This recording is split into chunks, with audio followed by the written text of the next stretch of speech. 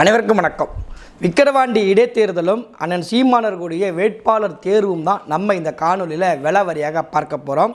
பொதுவாக இடைத்தேர்தல் அப்படின்னாலே நம்மளை பொறுத்த வரைக்கும் ஆளுங்கட்சி தாங்க ஜெயிக்கும் என்கின்ற ஒரு மனப்போக்கம் தொடர்ச்சியாக இருந்துக்கிட்டே இருக்குது. ஆனால் அதற்கெல்லாம் சம்மட்டேடி கொடுக்கும் விதமாக ஒரு கடின உழைப்பை ஒரு கட்சி தேர்தலில் போட்டாங்கன்னா அதனுடைய தாக்கம் எப்படி இருக்கும்னா எதிர்கட்சிக்காரன் பயப்படுற அளவுக்கு இருக்கும், ஆளுங்கட்சிக்காரங்க பயப்படும் விதமாக இருக்கும். இந்த ஆளுங்கட்சிக்காரங்க பயப்படும் விதமாக மிக சிறந்த சம்பவத்தை தான் நாம் தமிழர் கட்சியினுடைய வேட்பாளர் சகோதரி அபிநயா அவர்கள் மிகப்பெரிய சம்பவம் பண்ணியிருக்கிறாங்க. அந்த சம்பவத்தெல்லாம் சேர்த்து தான் நம்ம இந்த காணொலியில் விலாவரியாக பார்க்க போகிறோம்.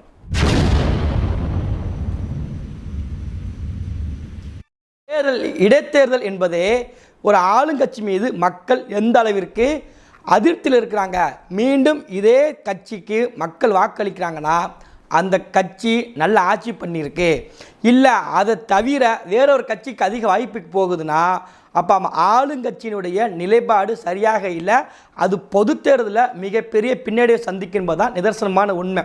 அப்படி இருக்கும்போது இப்போ சமீபத்தில் ஒரு 10 நாளைக்கு முன்னக்கூட்டி கள்ளக்குறிச்சியில் மிகப்பெரிய ஒரு சம்பவம் நடந்துச்சு, கள்ளச்சாராய சம்பவம்.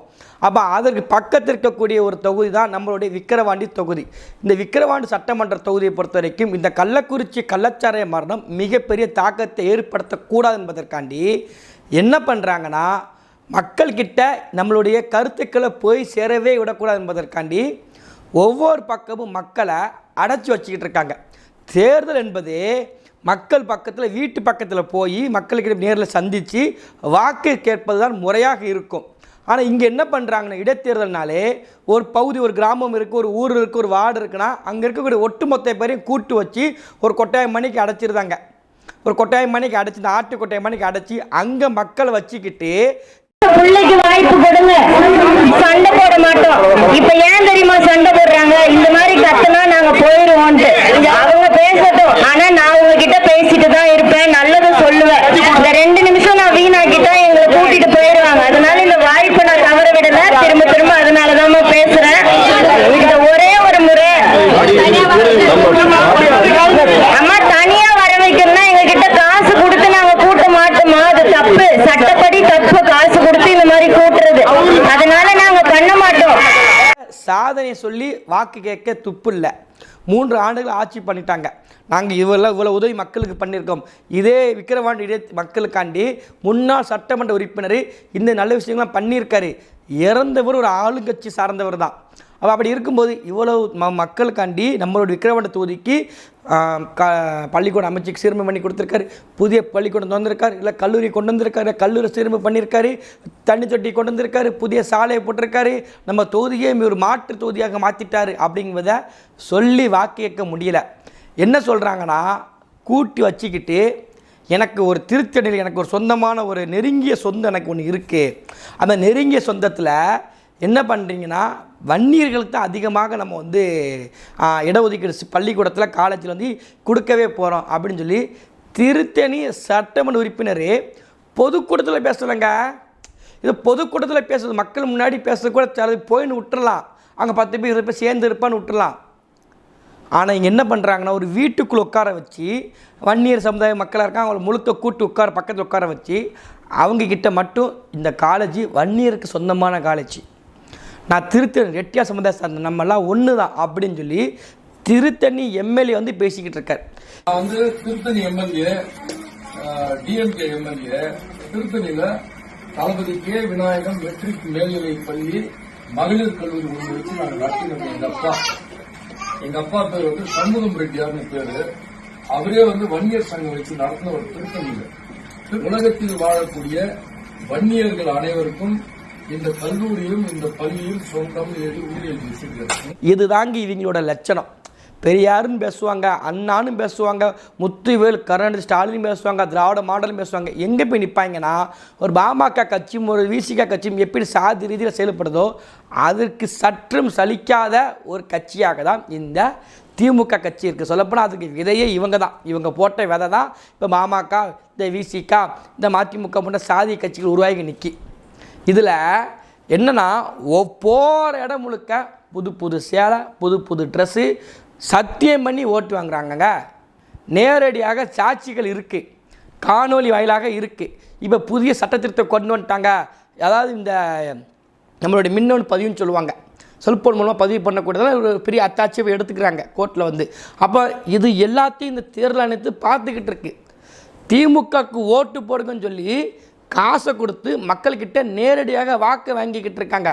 வாக்கு வாங்க வந்து வாக்கை பறிக்கிறாங்க. டோக்கன் தானே தராங்க, இருங்க தரேன்.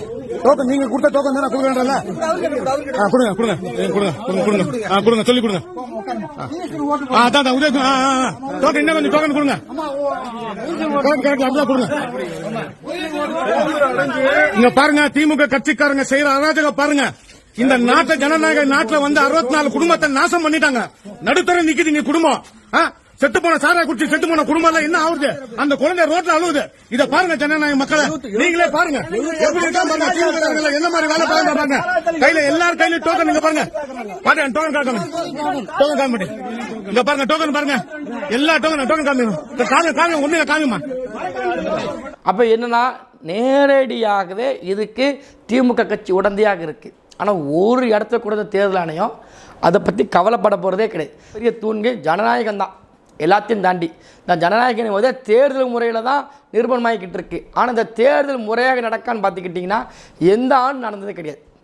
இந்த தேர்தல் அதிகாரி இதை பற்றி என்றைக்கும் கண்டுக்கிட்டதே கிடையாது.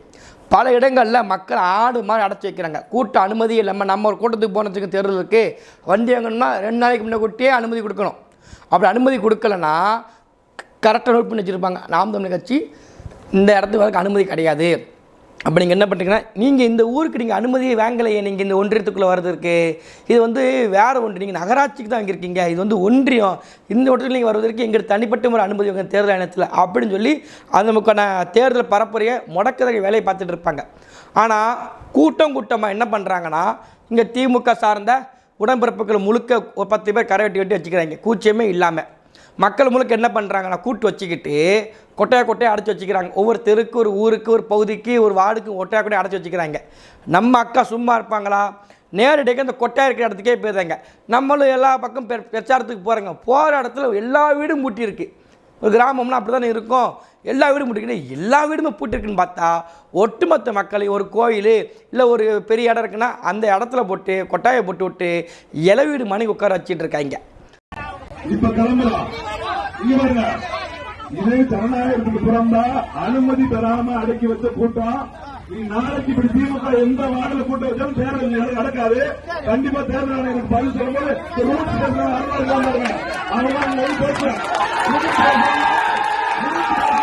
அங்கே போய் என்ன பண்ணுறாங்கன்னா, நாங்கள் வந்து கல்லூரி கொடுத்துட்ருக்கோம், உங்கள் பிள்ளைங்க நாங்கள் அந்த கொடுத்துருவோம், இந்த சாதிக்காரங்க முன்னுரிமை நாங்கள் கொடுப்போம் வன்னியர்களுக்கு, இல்லை பரிசு சம்பந்தம் அதிகமாக இருக்காங்கன்னா அந்த பரிசு மக்களுக்கு ஏற்ற மணிக்கு தோல் திருமாவளவன் எங்கள் கூட தான் கட்சியில் வந்துகிட்டு இருக்காரு பார்த்துக்கிட்டிங்களான்னு சொல்லி இந்த கீழ்த்தரமான வேலையை தொடர்ச்சியாக திமுக கட்சி பண்ணிக்கிட்டு இருக்கு.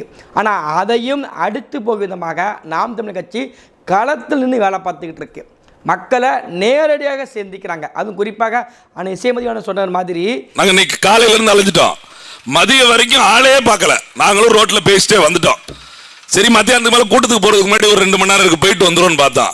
அப்பதான் அடிச்சது லக்கி பிரைஸ். மக்கள்லாம் எங்க இருக்காங்க அப்பதான் கண்டுபிடிக்கிறோம். இவங்க காலையில எங்க ஒழிச்சு வச்சுதான் தெரியல, சாயங்காலம் ஒவ்வொரு வார்டா உட்கார வச்சிருக்காங்க. மொத்தமா டென்ட் அடிச்சு பந்தல் போட்டு அப்படியே சேர்லாம் போட்டு நம்ம ஆள்ல உட்கார வச்சிருக்காங்க. எங்க பாப்பா முதல் கூட்டத்தில் போனோம்னா ஆட்டில் பார்த்து பேசுறமானே அப்படின்னுச்சு. இந்த மாதிரி பேசுற வேட்பாளரை முதல் பாருங்க அப்படின்னு சொன்னா அந்த பாப்பா கேள்வியா கேட்டுச்சு, 1000 ரூபா வேணுமா, சாராய கடை மூடணுமா, யாருக்கு ஓட்டு போடுவீங்க? பேசக்கூடிய வேட்பாளர் மற்ற வேட்பாளருக்கு ஏதோ ஒரு எக்ஸ் எம்எல்ஏவோ இல்லை கரண்டில் இருக்கக்கூடிய ஒரு அமைச்சரோ வந்து பேசிட்டு தான் போகணும். ஆனால் நம்ம வேட்பாளர் அப்படி கிடையாது. ஊரில் இருக்கக்கூடிய பிரச்சனை, இங்கே என்ன பள்ளிக்கூடம் இருக்குது, இந்த பள்ளிக்கூடத்தில் என்ன பிரச்சனை இருந்துக்கிட்டு இருக்குது, இந்த சாலை இருக்குது, இந்த சாலையை சரியாகலை, இதற்கு என்ன மாற்று பண்ணலாம்னு சொல்லி அந்த மக்களுடைய பிரச்சனையை தெரிந்த ஒருத்தராக மண்ணின் மேந்தராக அக்கா அபிநயா அவர்கள் இருந்துக்கிட்டு இருக்காங்க, புகுந்து விளையாண்டுக்கிட்டு இருக்காங்க.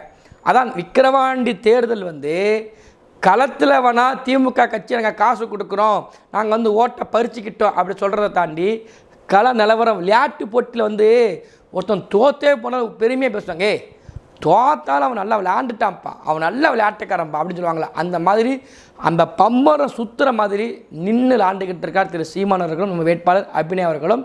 மிக பெரிதளவில் நம்மளுடைய இந்த விளையாட்டு தான் திமுக கட்சிக்கு பயத்தை கொடுத்துக்கிட்டே இருக்குது. இவங்க என்ன தொடர்ச்சியாக எல்லா தேர்தலும் சந்திக்க நம்ம வந்து எந்த தேர்தலும் விட போகிறதே கிடையாது. நீ நாளைக்கு கூட தேர்தல் வைங்க ஏதாவது தொகுதியில், நாளைக்கு அங்கே போய் நிற்பாங்க. காரணம் என்னென்னா மக்கள்கிட்ட நம்ம கொஞ்சம் கொஞ்சமாக போய்கிட்டே இருக்கும். இதுதான் இந்த திமுக கட்சிக்கு மிகப்பெரிய அச்சத்தை கொடுக்கு. ஒரு அச்சம் தான் நம்மளுடைய வெற்றியே.